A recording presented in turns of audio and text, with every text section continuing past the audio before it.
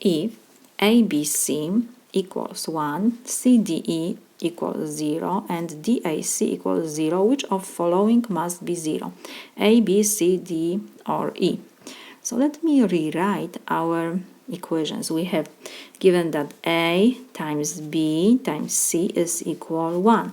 What it means? It means that A must be different than 0, B must be different than 0, and C must be different than 0. From this first equation, we know that A, B, and C must be different than 0 because multiplication of these three variables is 1, is different than 0. What else we have? We have that C, D, E is equal 0, and D, A, C is equal 0. We know that C is different than 0. Different than 0.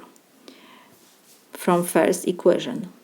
What else we have? That A is different than 0. And in the third equation we have C also, and we know that C is different than 0. So what we have here, we know from the third equation that D must be 0 because A is different than 0, C is different than 0, and we know that D times A times C is equal 0. So for sure we can say that D is equal 0. We cannot say anything about E because E can be 0 or not, and when D is 0, this equation gives me 0.